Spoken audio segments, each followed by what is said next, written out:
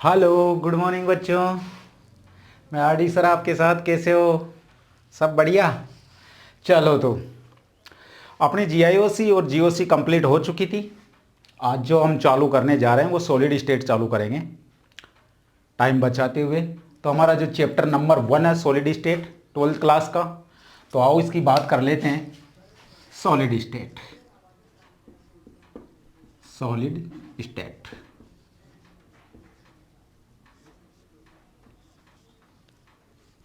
ठोस अवस्था।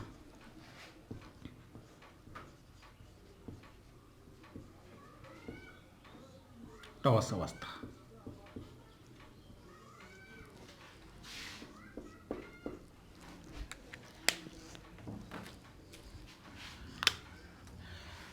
देखो बेटा, कितने कितने मार्क्स का वेटेज, इसका बोर्ड क्लासों में कितना वेटेज है वो अपन देख लेते हैं। देखो इधर, राजस्थान बोर्ड, राजस्थान बोर्ड का, राजस्थान बोर्ड्स के अंदर ये जो चैप्टर है वो मिनिमम 3 मार्क्स का, यानी कि तुम्हें जो बोर्ड का पेपर होगा 12th क्लास का उसमें 3 नंबर के क्वेश्चन तो मिलेंगे ही मिलेंगे, जिसमें भी 2 खंड होंगे। खंड ए, इसमें से लगभग 1 क्वेश्चन मिलेगा आपको 1 मार्क्स का। और जो खंड ब होगा इसमें 2 मार्क्स का क्वेश्चन आपको मिल सकता है। ये लगभग फिक्स संभावना है। बाकी बात करें तो अपन जैसे सीबीएसई बोर्ड है, सीबीएसई बोर्ड,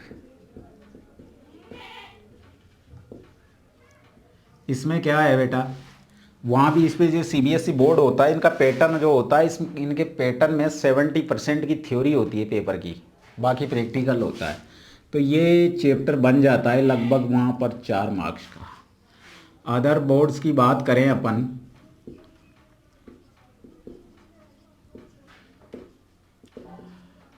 तो मिनिमम वहाँ पे भी ये 4 नंबर का वेटेज रखता है। तो ये अपन ने देखा कि बोर्ड के अंदर इनका इस जो चैप्टर है ये सॉलिड स्टेट, इसका वेटेज कितना कितना है वो हमने देखा। तो हम चालू करते हैं आगे। सॉलिड टॉस होता क्या है बेटा, देखो जैसे पदार्थ, नाम सुना है हमने, पदार्थ।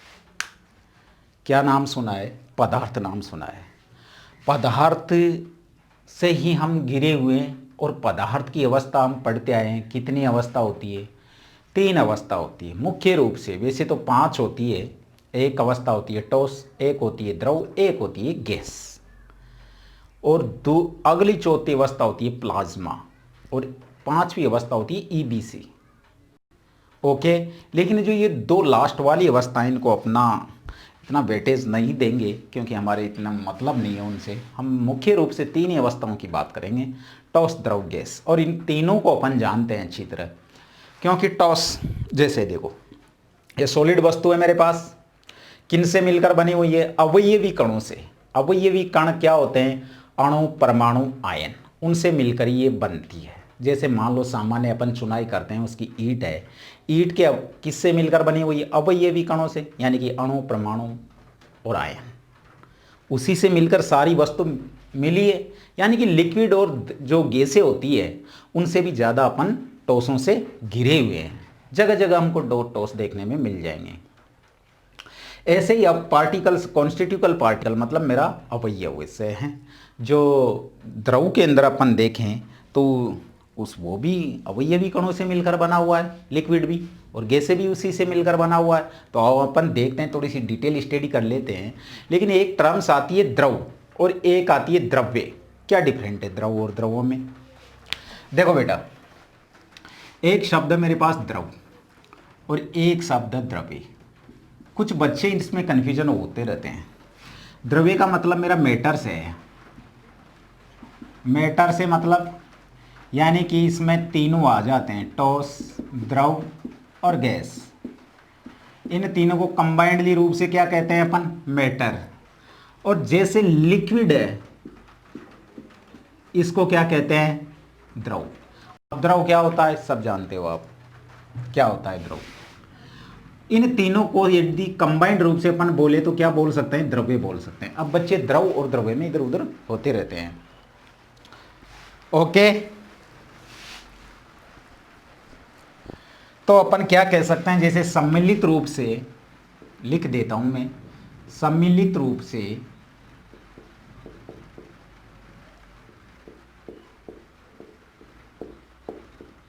ठोस, द्रव और गैसों को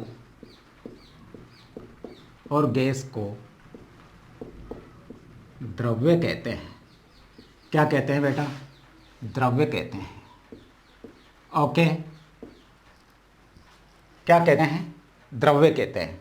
अब देखते हैं अपन इसके जो प्रॉपर्टी है इनकी, जैसे सॉलिड की प्रॉपर्टी क्या होती है, लिक्विड की क्या होती है, गैसेस की क्या होती है, इनको अपन थोड़ा थोड़ा डिफाइन करते हैं। जैसे आओ मैं कुछ बनाता हूं, उसे देखना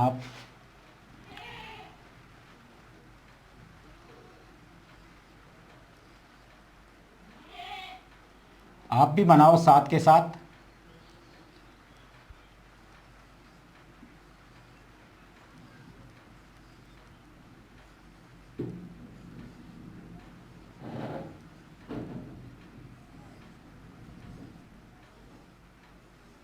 ये हमारे पास कुछ पार्टिकल है, इधर देखो,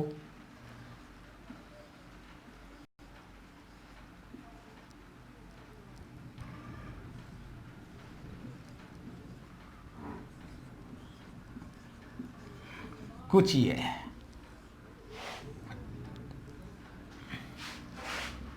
इधर देखो,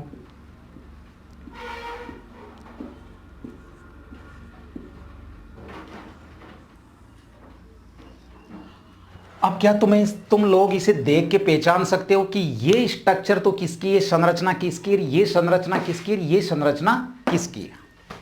मैं तुम्हें बता देता हूं, ये जो मैंने संरचना लिए, इसे देखने से पता लगता है कि जो ये अवयवी कण है, ये अणु है, परमाणु आयन है, ये काफी पास पास है, काफी पास पास है, जबकि ये थोड़ी दूर दूर है, ये और दूर दूर है।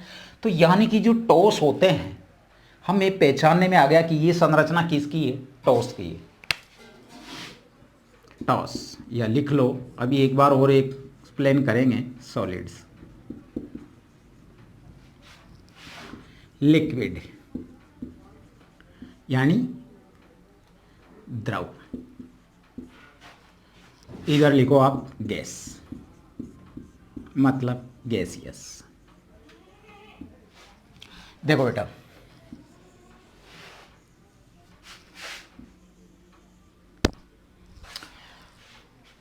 ये क्या है, सॉलिड। सॉलिड के अंदर एक चीज हम क्या देख रहे हैं कि जो इसके कॉन्स्टिट्यूटिवल पार्टिकल है, अवयवी कण है, वो काफी पास पास है, इसके दूर दूर है, इसके और ज्यादा दूर दूर है। लिखो तो किससे मिलकर बना होता है सॉलिड, पहले तो ये बताओ मुझे। सभी पदार्थ किससे मिलकर बने होते हैं, अवयवी कणों से, अणु से, परमाणु से, आयन से। अब वो तो सॉलिड भी हो सकता है, लिक्विड भी हो सकता है, गैसेस भी हो सकती है। तो मैं यहां लिखता हूं अवयवी कण, अवयवी कण, इंग्लिश में लिख लो कॉन्स्टिट्यूटिकल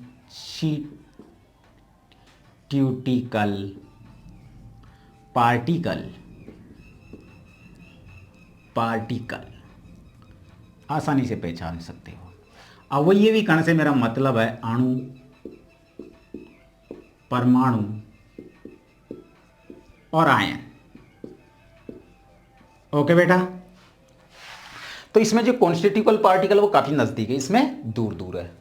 तो एक चीज और देखो कि ये जो पास पास है, तो ये पास पास क्यों है, ये दूर दूर क्यों है, ये और ज्यादा दूर दूर क्यों है, इसकी बात करते हैं। क्योंकि ये है इन सभी कणों के मध्य एक फोर्स लगता है, एक बल लगता है, एक आकर्षण बल लगता है, जिसे नाम देते हैं अपन अंतरा आणविक आकर्षण बल।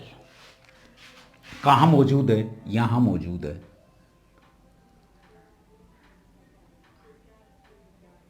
अंतरा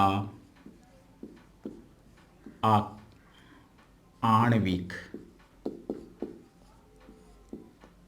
आकर्षण बल। ओके बेटा, अब यहां पे भी लग रहा है अंतरा आणविक आकर्षण बल। ओके बेटा, देखो यहां पे भी लग रहा है अंतरा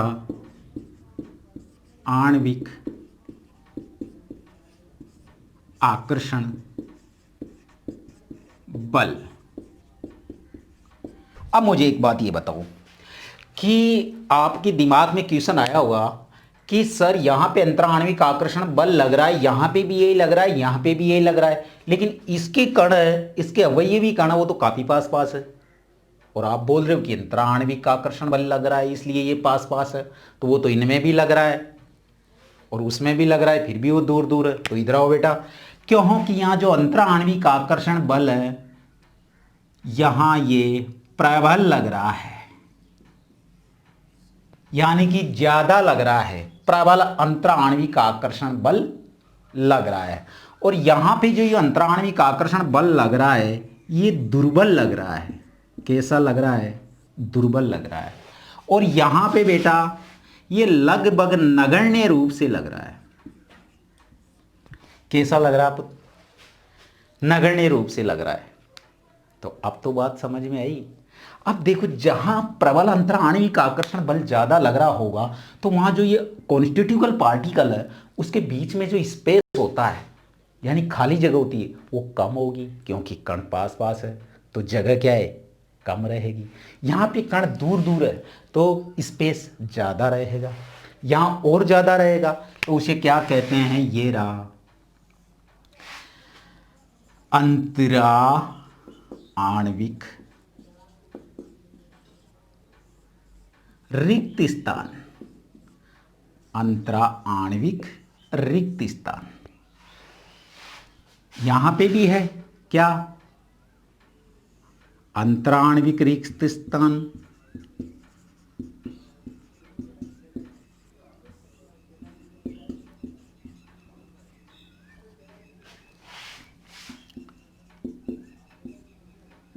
और यहां पे भी है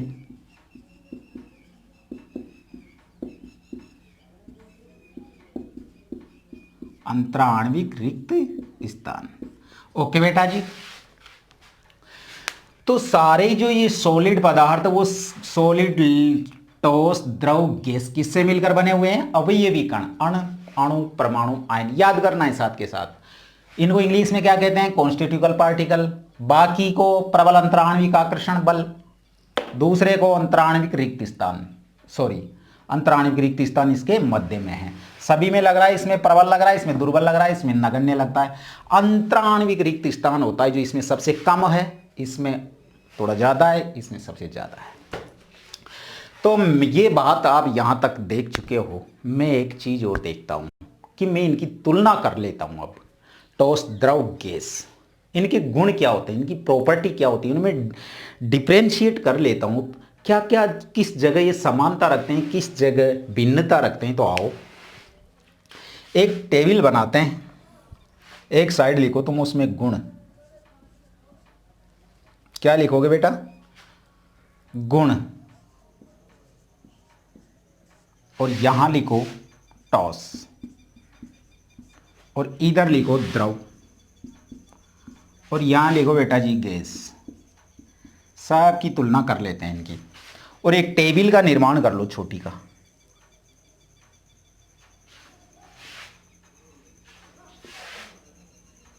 ये लो, एक एक प्रॉपर्टी को देखते हैं अपन। ये लो,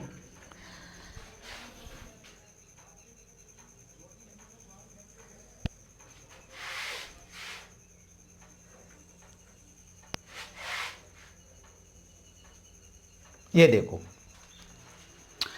मैं एक चीज देख रहा हूं यहां पे। अगर इसकी प्रॉपर्टी की तुलना करें तो जो ये सॉलिड होता है इसका आकार, आकृति मुझे एक जैसा नजर आता है, लेकिन इसका आकार, आकृति क्या है? द्रव को आप भी सोचो, पानी को क्या उसका आकार आकृति नहीं बदल सकता? बदल सकता है। लेकिन ये सॉलिड है, क्या इसका आकार आकृति बदल सकता है? नहीं बदल सकता। गैसेस बदल सकता है और आकार आकृति अलग अलग होती है। ये बात मैंने GIOC में पढ़ाई है तुम्हें। ओके बेटा, ठीक है। तो मैं सबसे पहले ये बात, और देखने में नज़र आ रहा है जितने भी सॉलिड्स आप प्रकृति में देखते हो उनका क्या होता है, आकार और आकृति निश्चित होती है, मैं ये कह सकता हूँ। तो पहला गुण हो जाता है इनका आकार एवं आकृति। सॉलिड की कैसी होगी? निश्चित होगी, एक जैसी, बदलती नहीं है, मतलब निश्चित। द्रव बदल जाता है, जैसे गिलास से पानी मैंने किस में डाला? लोटा में डाल दिया, तो लोटा में क्या है? रूप अलग हो गया उसका, अनिश्चित।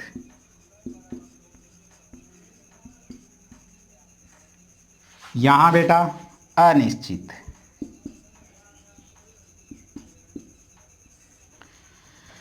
यह हमने एक प्रॉपर्टी देखी। दूसरी प्रॉपर्टी होती है हमारे पास में कि यदि आकार एवं आकार निश्चित है तो इसका आयतन भी निश्चित होगा।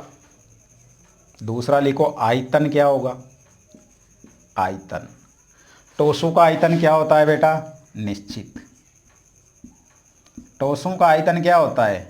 निश्चित।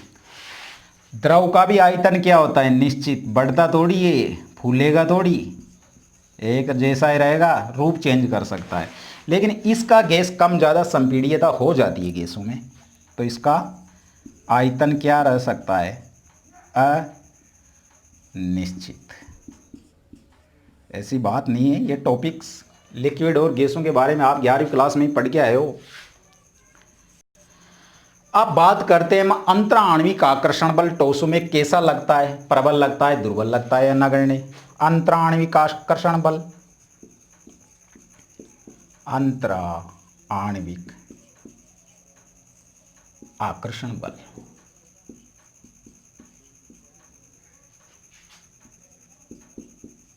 इसमें कैसा लगेगा बेटा? प्रबल। इसमें दुर्बल। और इसमें कैसा लगेगा? लगभग नगण्य बोल सकते हैं अपन, लगभग नगण्य। ओके, अगला पॉइंट देखो बेटा, चौथा, अंतराण्विक रिक्त स्थान।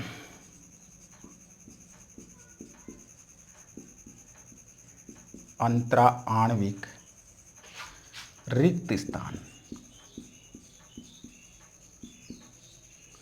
बेटा देखो, इसमें अंतराण्विक रिक्त स्थान क्या है? न्यूनतम है, न्यूनतम। और इसमें अधिक है,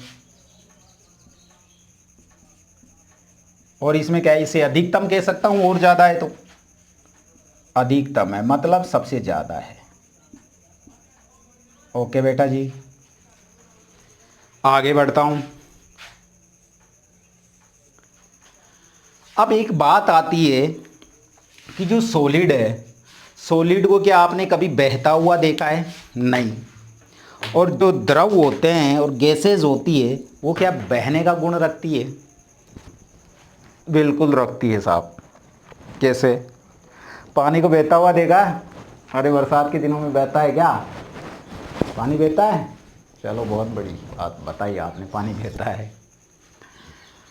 और गैस, गैस चल रही है वायुमंडल में, क्या बहती है? क्या बहती है, यानी कि तरलता है, बोल सकते हैं कि तरलता का गुण रखती है। कभी ठोस पत्थर को बहता हुआ देखा है? नहीं देखा, तो यानी कि ठोस नहीं बहते बेटा। तो तरलता यानी बहने का गुण होता है, तो यानी कि द्रव और गैस तरलता का गुण दिखाते हैं, बहने का गुण दिखाते हैं, तो ये विसरण का गुण भी दिखाते हैं। उसे अपन साइंस की भाषा में बोल सकते हैं कि ये विसरण को दर्शाते हैं, जबकि सॉलिड विसरण को नहीं दिखाता है। ओके बेटा, तो लिख सकते हो विसरण या तरलता या बहने का गुण, बहने का गुण ये नहीं दिखाता है,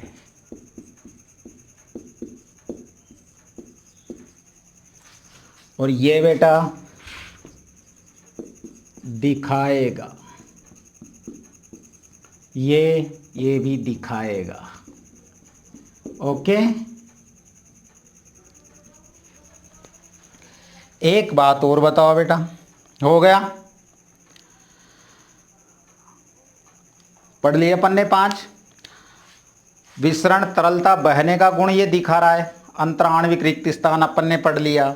और देखो, और क्या रह गया बेटा? देखो, ढूंढो ढूंढो ढूंढो बेटा ढूंढो, और क्या रह गया? बताओ, और क्या रह गया?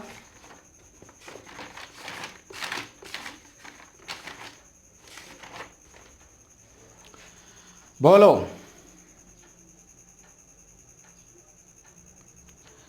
जैसे मान लो सॉलिड संपीड़ितता का नाम सुना आपने। ये टॉस है, टॉस मेरे पास। ये टॉस दबता है क्या?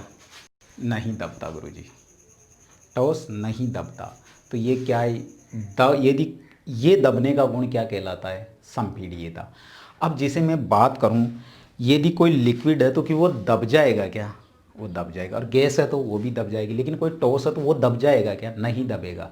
तो उसे कह सकता हूँ मैं कि ठोस की जो संपीड़ितता होती है वो कम होती है क्या? क्योंकि वो दबता कम है ना, और द्रव की ज़्यादा होती है। जैसे माना कि गुलाब जामुन और रसगुल्ला है हमारे पास, उसको मैंने दबाया तो वो दब गया, और दबने से यानी कि वो क्या दिखाया? संपीड़ितता दिखाया। और गैस तो और ज़्यादा दब जाती है। तो संपीड़ितता का गुण कौन सर्वाधिक रखता है? गैसेस। उससे कम लिक्विड, उससे कम ठोस।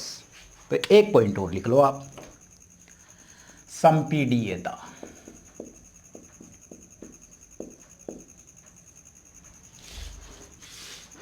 अब बेटा ये संपीड़ितता क्या है? न्यूनतम दिखाएगा। न्यूनतम मतलब नगण्य रूप से,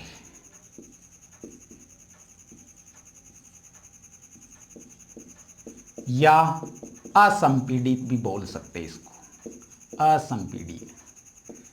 और ये बेटा, ये संपीड़ितता क्या करेगा? दिखाएगा, ये दिखाएगा, शो करेगा। यानी कि अधिक बोल सकते हैं बेटा इसको, अधिक।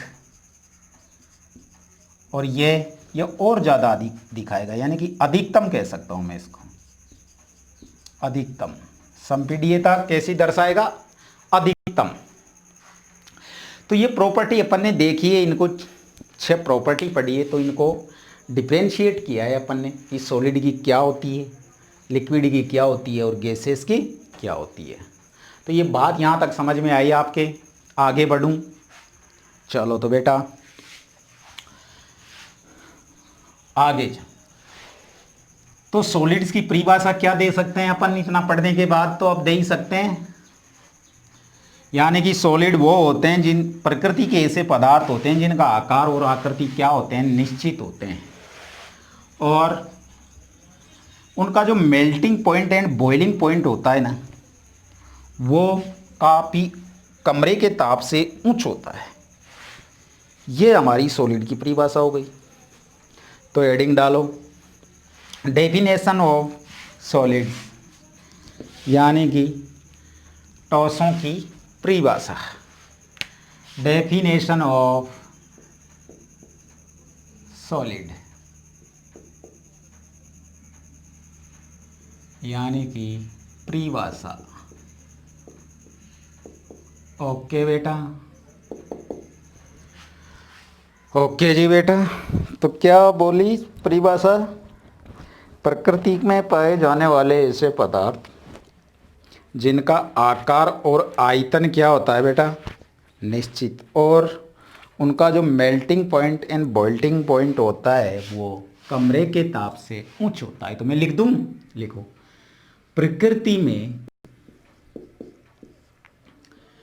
पाए जाने वाले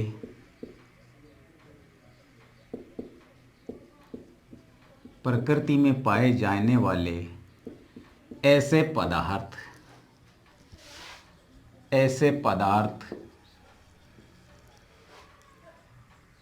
जिनका आकार, आकृति और आयतन, साथ में आयतन भी कर लो, और आयतन निश्चित होता है, निश्चित होता है।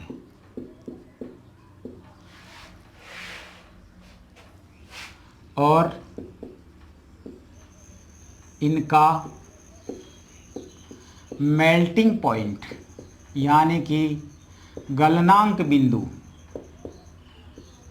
अब गलनांक बिंदु बताने की जरूरत नहीं है मुझे किसे कहते हैं, वो ताप जिस पे पिघलता होगा, जो चीज़ पिघलती होगी वो क्या होता है, मेल्टिंग पॉइंट, और जहाँ गर्म होता है बॉइलिंग पॉइंट। गलने और इनका मेल्टिंग पॉइंट और बॉइलिंग पॉइंट यानी क्वथनांक बिंदु, क्वथनांक बिंदु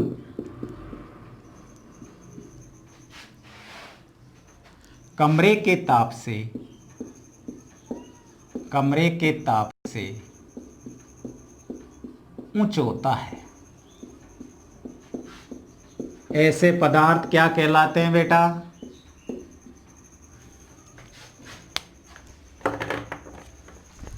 ऐसे पदार्थ टॉस कहलाते हैं।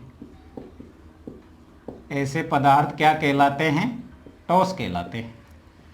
तो परिभाषा हमको याद होगी कि प्रकृति में पाए जाने वाले ऐसे पदार्थ जिनका आकार, आकृति और आयतन निश्चित होता है और इनका melting point and boiling point कमरे के ताप से ऊंचा होता है, ऐसे पदार्थ को टॉस कहलाते हैं। ऐसे पदार्थ क्या कहलाते हैं, टॉस कहलाते हैं।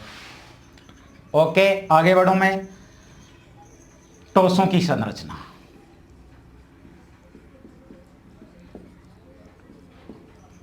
एक चीज है छोटी सी, इसे और देख लो तुम, मार्कर चल नहीं रहा यार। देखो, वैसे डिटेल आएगी आगे, लेकिन टॉसों की जो संरचना होती है वैसे सामान्यतः में देखने में कैसे होते हैं, ये देखो आप।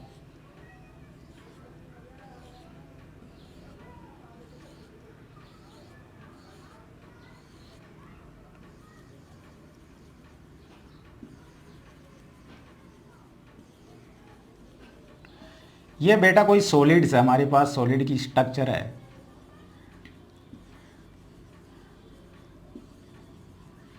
किससे मिलकर बने हुए ये संरचना है जो अवयवी कण बोलते हैं इनको। क्या है ये बेटा, अवयवी कण। अवयवी कण क्या होते हैं बता चुका मैं, अणु, परमाणु, आयन। ओके, और इन ये जो संरचना का निर्माण हुआ है, ये पास पास आके ऐसी संरचना बनी है, निबिड़ संकुलित जैसी संरचना बनी है।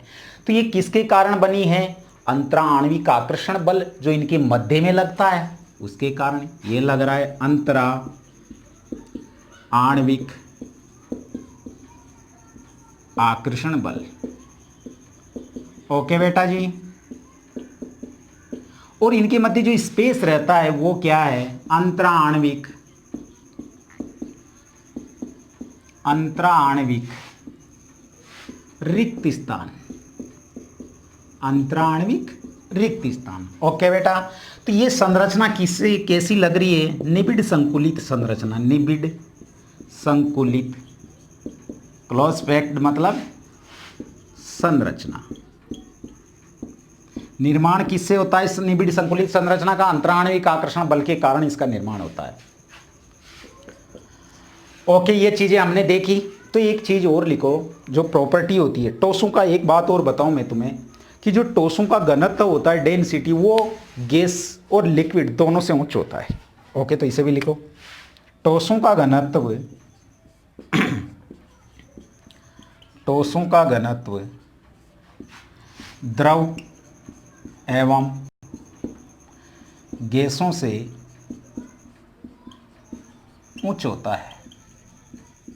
ओके बेटा, और एक बात बताओ मुझे, आगे जाके निबिड़ संकुलित संरचनाएं पढ़ेंगे अपन, तो इसे संरचना बनने के लिए जिम्मेदार कौन होगा? वो पार्टिकल्स, वो कॉन्स्टिट्यूटिवल पार्टिकल जिसके अंदर इंट्रामोलिकुलर ये अट्रैक्शन फोर्स लग रहा है, यानी कि वो पार्टिकल्स, वो अवयवी कण जिनके मध्य में अंतराण्विक आकर्षण बल लग रहा है, उसके कारण निबिड़ संकुलित संरचना का निर्माण होता है। तो ये पॉइंट और लिख लो, निबिड़ संकुलित संरचना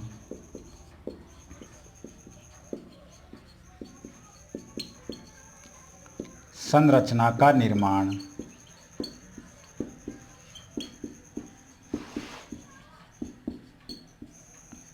अवयवी कणों के मध्य लगने वाला अंतराण्विक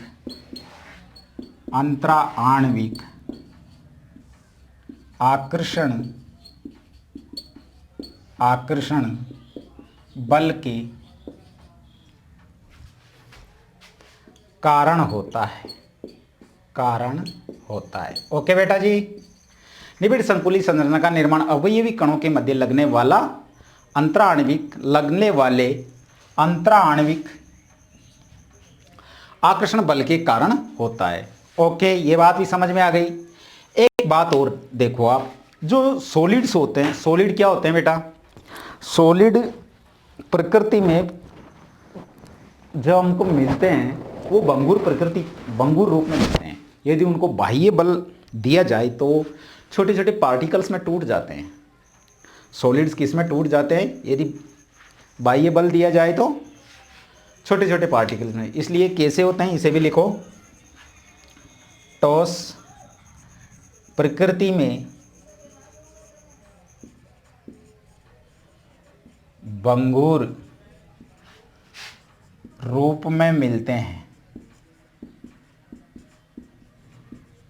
आगे आप बढ़ाओगे सेंटेंस में बोल देता हूं, ठोस प्रकृति में भंगुर रूप में मिलते हैं, जिसे यदि बाह्य बल दिया जाए तो वो आसानी से छोटे छोटे पार्टिकल्स, छोटे छोटे कणों में टूट जाते हैं। यह आपका इंट्रोडक्शन वाला पार्ट था जो आज वो सॉलिड स्टेट का खत्म हुआ। परिचय, सामान्य परिचय हमने दिया, और अगली क्लास में अपन लेंगे तो वो लेंगे क्रिस्टलाइन सॉलिड्स एंड एक्रिस्टलाइन सॉलिड्स। उसको काफ़ी इंपॉर्टेंट टॉपिक है, वहाँ से एक छोटा क्वेश्चन बनने की संभावना होती है। ओके बेटा, तो थैंक्स। चैनल को लाइक एंड सब्सक्राइब अवश्य करें। Okay, thank you.